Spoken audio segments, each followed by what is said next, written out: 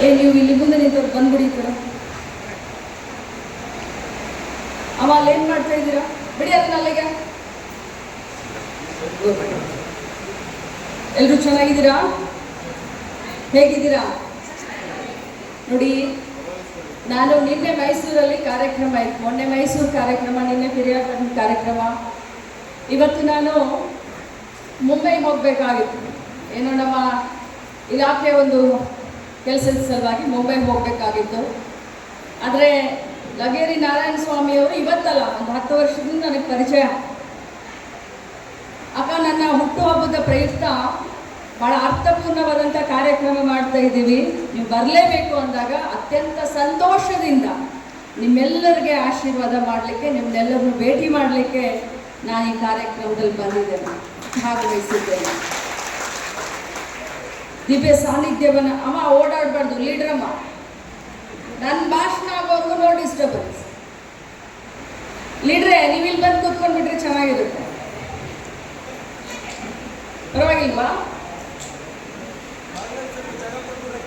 ನಮ್ಮ ಕಾರ್ಯಕ್ರಮದ ದಿವ್ಯ ಸಾನ್ನಿಧ್ಯವನ್ನು ವಹಿಸಿಕೊಂಡಂಥ ಬಸವ ಮಡಿವಾಳಪ್ಪ ಮಾಚಿದೇವ ಸ್ವಾಮೀಜಿಗಳ ಪಾದಗಳಿಗೆ ನಮಸ್ಕರಿಸುತ್ತಾ, ಆತ್ಮೀಯ ಸಹೋದರಿ ಕುಸುಮ ಹನುಮಂತರಾಯಪ್ಪನವರೇ, ಅದೇ ರೀತಿ ಈ ಕಾರ್ಯಕ್ರಮ ಭಾಳ ಅರ್ಥಪೂರ್ಣವಾಗಿ ಮಾಡ್ತಾ ಇರುವಂಥ ಆತ್ಮೀಯ ಸಹೋದರ ಲಗ್ಗೇರಿ ನಾರಾಯಣ ಸ್ವಾಮಿಯವರೇ, ಅವರ ಧರ್ಮಪತ್ನಿ ಮಂಜುಳಾ ನಾರಾಯಣ ಸ್ವಾಮಿಯವರೇ, ಆಶಾ ಸುರೇಶ್ ಅವರೇ, ಅಶ್ವಿನಿಯವರೇ, ರೂಪಾಲಿಂಗೇಶ್ ಅವರೇ, ಮಂಜುಳಾ ಮಂಜುನಾಥ್ ಅವರೇ, ವೈದ್ಯನಾಥ್ ಅವರೇ, ಮತ್ತು ಕಾರ್ಯಕ್ರಮದಲ್ಲಿ ಭಾಗವಹಿಸಿದಂಥ ಮಾಧ್ಯಮದ ಎಲ್ಲ ಸಹೋದರರೇ ಮತ್ತು ವಾಲಂಟಿಯರ್ಸ್.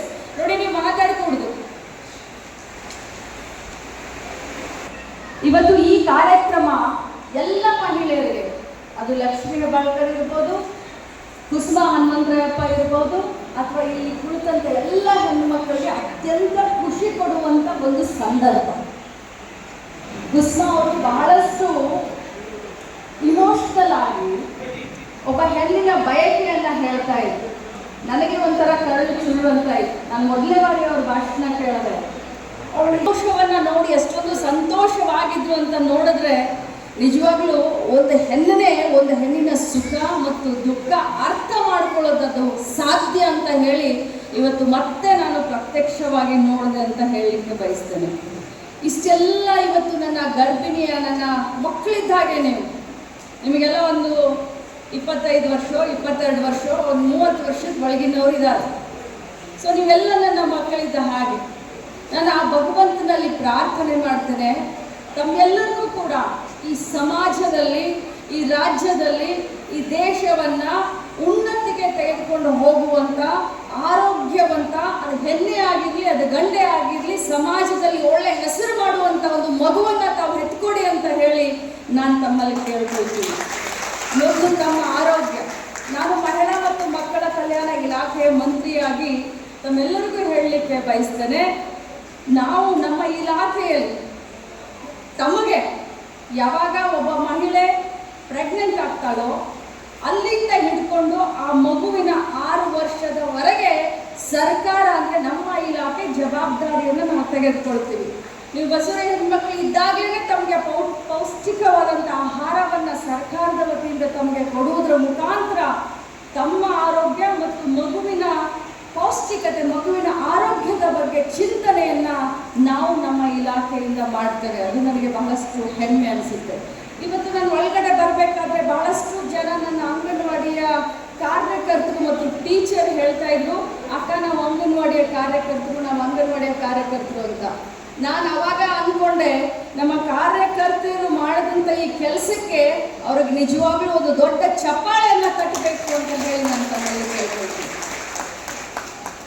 ಒಬ್ಬ ಮಹಿಳೆ ಏನನ್ನ ಬಯಸ್ತಾಳೆ ಸಮಾಜದಿಂದ, ಜೀವನದಲ್ಲಿ, ತನ್ನ ತಂದೆ ತಾಯಿಯಿಂದ, ಅಥವಾ ತನ್ನ ಗಂಡನ ಮನೆಯಲ್ಲಿ ಗಂಡನಿಂದ, ಬನ್ನಿ ಗುರುಗಳೇ, ಅತ್ತೆ ಮಾವನಿಂದ ಏನು ಬಯಸ್ತಾಳೆ?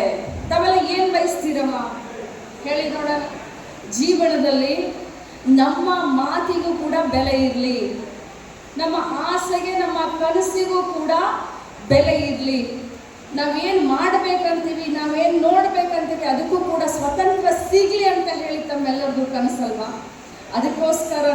ನಾನು ಭಾಳ ಹೆಮ್ಮೆಯಿಂದ ಹೇಳ್ತೇನೆ, ನಮ್ಮ ರಾಜ್ಯ ಸರ್ಕಾರ, ಸಿದ್ದರಾಮಯ್ಯನವರ ಸರ್ಕಾರ ತಮ್ಮೆಲ್ಲರಿಗೂ ಕೂಡ ಸ್ವಾಭಿಮಾನದಿಂದ ಇರಬೇಕು ಅಂತ ಗೃಹಲಕ್ಷ್ಮಿ ಯೋಜನೆಯನ್ನು ತಂದಿದೆ. ಇಲ್ಲಿ ಇದ್ದಂಥ ಎಷ್ಟು ಜನರಿಗೆ ತಾವೆಲ್ಲ ಸೊಸೆಯಂದ್ರಾಗಿದ್ದೀರಾ, ಮೋಸ್ಟ್ಲಿ ಮನೆ ಯಜಮಾನಿಗಳಾಗಿದ್ದೀರಾ, ಇಲ್ಲ ನನಗೆ ಗೊತ್ತಿಲ್ಲ. ಎಷ್ಟು ಜನರಿಗೆ ಗೃಹಲಕ್ಷ್ಮಿ ಬರುತ್ತೆ, ಅಥವಾ ಎಷ್ಟು ಜನ ಮನೆಯಲ್ಲಿ ಗೃಹಲಕ್ಷ್ಮಿ ಬರುತ್ತೆ? ಸ್ವಲ್ಪ ಕೈ ಎತ್ತು. ನಿಮ್ಮ ಮನೆಯಲ್ಲಿ ಗೃಹಲಕ್ಷ್ಮಿ ಬರಲ್ವಾ? ನಿಮ್ಮ ಅತ್ತೆಗೆ ಬರುತ್ತೆ ತಾನೆ? ನಿಮ್ಮ ತಾಯಿಗೆ ಬರುತ್ತೆ ತಾನೆ? ಸೊ ಹಾಗಾಗಿ ಕೈ ಎತ್ತಿ, ಸ್ವಾಭಿಮಾನದಿಂದ ಕೈ ಎತ್ತಿ. ಯಾಕೆ ಈ ಮಾತನ್ನ ಹೇಳ್ತಾ ಇದ್ದೀನಿ ಅಂತಂದ್ರೆ, ಸ್ವಾಭಿಮಾನ ಅಂದ್ರೆ ಏನು? ಬರೀ ಭಾಷಣದಲ್ಲಿ ಸೀಮಿತ ಅಲ್ಲ. ಮಹಿಳೆಯ ಆರ್ಥಿಕ ಸ್ವಾಭಿಮಾನ ಅಂತಂದ್ರೆ ಬರೀ ಭಾಷಣಕ್ಕೆ ಅಷ್ಟೇ ಸೀಮಿತ ಅಲ್ಲ. ನಿಜವಾದ ಅರ್ಥದಲ್ಲಿ ಮಹಿಳೆಗೆ ಕನಸು ಕಾಣುವಂಥ ಅಧಿಕಾರ ಇದೆ. ಮಹಿಳೆ ಕೂಡ ಸ್ವಚ್ಛಂದವಾಗಿ, ಸ್ವತಂತ್ರವಾಗಿ ನಿರ್ಧಾರವನ್ನು ತೆಗೆದುಕೊಳ್ಬೇಕು ಅಂತ ಹೇಳಿ ಅಲ್ಪ ಪ್ರಮಾಣದಲ್ಲಿ ಆಗಬಹುದು ಆದ 2,000 ರೂಪಾಯಿಗಳನ್ನು ತಮ್ಮ ಖಾತೆಯಲ್ಲಿ, ತಮ್ಮ ಮನೆಯವರ ಖಾತೆಯಲ್ಲಿ ಹಾಕ್ತಾ ಇದೆ. ಜೊತೆಯಲ್ಲಿ ಶಕ್ತಿಯಿಂದ ತಮಗೆ ಶಕ್ತಿಯನ್ನು ನಾವು ಕೊಡಲಿಕ್ಕೆ ಪ್ರಯತ್ನ ಮಾಡಿದ್ದೀವಿ. ಯಾರಾದರೂ ಬಸ್ನಲ್ಲಿ ಪ್ರಯಾಣ ಮಾಡ್ತಿರ್ತಾನೆ, ನೀವು ಎಲ್ಲರಾದ್ರೂ ಮೋಟರ್ ಬೈಕು, ಕಾರುಗಳಿದಾವ, ಒಮ್ಮೆ ಆದರೂ ಬಸ್ನಲ್ಲಿ ಹೋಗ್ತಿರ ತಾನೆ? ನಿಮ್ಮ ಆಧಾರ್ ಕಾರ್ಡ್ ತೋರಿಸೋದು, ನೀವೆಲ್ಲಿ ಹೋಗ್ಬೇಕಂತ ಬಯಸ್ತೀರೋ ಅಲ್ಲಿ ಆ ಸ್ಥಳಕ್ಕೆ ನಿಮ್ಮನ್ನ ಕಳಿಸೋದು ಅಂತಂದರೆ ನಿಮ್ಮ ಕಾಲಿಗೂ ಕೂಡ ಸ್ವಾಭಿಮಾನ ತಂದು ಕೊಡುವಂಥ ಕೆಲಸ ಪ್ರಾಮಾಣಿಕವಾಗಿ ನಮ್ಮ ಸರ್ಕಾರ ಮಾಡ್ತಾ ಇದೆ. ಇವತ್ತು ನಾರಾಯಣ ಸ್ವಾಮಿಯವರ ಬಗ್ಗೆ ನಾನು ಹೇಳಬೇಕು ಅಂತ ಹೇಳಿದ್ರೆ, ಆ ಮನುಷ್ಯ ಸಮಾಧಾನದಿಂದ ಇದ್ದಿದ್ದೇ ನಾನು ನೋಡಲಿಲ್ಲ.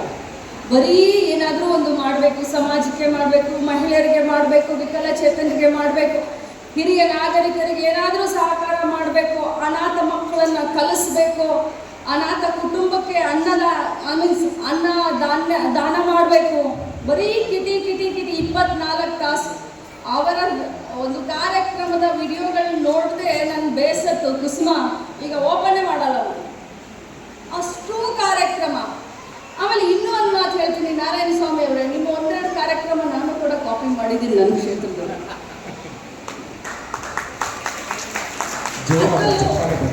ಅದರಲ್ಲೂ ಈ ಕಾರ್ಯಕ್ರಮ ಏನಿದೆಯಲ್ಲ, ಇದು ನನ್ನ ಹೃದಯಕ್ಕೆ ಅತ್ಯಂತ ಹತ್ತಿರವಾದದ್ದು. ನಾನು ಮಂತ್ರಿ ಆದಮೇಲೆ ಈ ಕಾರ್ಯಕ್ರಮ ಮಾಡಲ್ಲ.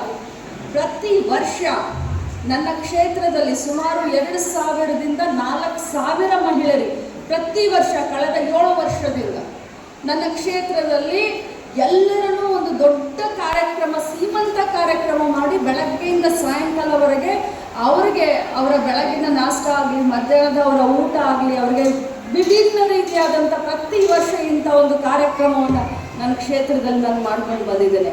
ಅದು ರಾಜಕೀಯಕ್ಕೆ ಅಲ್ಲ, ಅಥವಾ ರಾಜಕೀಯ ಸ್ವಾರ್ಥಕ್ಕೋಸ್ಕರ ಅಲ್ಲ. ಅದು ಒಬ್ಬ ಹೆಣ್ಣು ಇನ್ನೊಬ್ಬ ಹೆಣ್ಣಿಗೆ ಕೊಡುವಂಥ ಒಂದು ಗೌರವ. ಅಮ್ಮ ನಿನ್ನ ಬಾಳಿ ಬದುಕು, ಇದು ರಾಜಕೀಯಕ್ಕೋಸ್ಕರ ಮಾಡಿರೋದಲ್ಲ ನಾರಾಯಣ ಸ್ವಾಮಿಯವರು. ಇದು ಭಾಳ ಅರ್ಥಪೂರ್ಣವಾಗಿ ನೀವೆಲ್ಲ ತಿಳ್ಕೊಳ್ಬೇಕು. ನಮ್ಮ ಮನೆಯಲ್ಲಿ ನಮ್ಮ ತಂದೆ ತಾಯಿಯವರು ಖುಷಿ ಪಡ್ತಾರೆ, ಗಂಡನ ಮನೆಯಲ್ಲಿ ಅತ್ತೆ ಮಾವ ಖುಷಿ ಪಡ್ತಾರೆ, ಆರತಿ ಮಾಡಿ ಒಂದು ಉಡಿ ತುಂಬ್ತಾರೆ.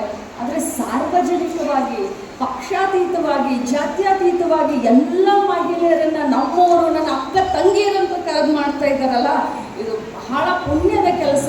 ಈ ಪುಣ್ಯ ನಾರಾಯಣ ಸ್ವಾಮಿಯವರಿಗೆ ಮತ್ತು ಅವ್ರ ಕುಟುಂಬಕ್ಕೆ ಖಂಡಿತವಾಗ್ಲೂ ಸಿಕ್ಕುತ್ತೆ ಅಂತ ನಾನು ಹೇಳಲಿಕ್ಕೆ ಬಯಸ್ತೇನೆ. ನಾನು ಜಾಸ್ತಿ ಮಾತನಾಡಲಿಕ್ಕೆ ಹೋಗೋದಿಲ್ಲ. ನಾನು ಕೂಡ ಈ ಕಾರ್ಯಕ್ರಮ ಮುಗಿದ ಮೇಲೆ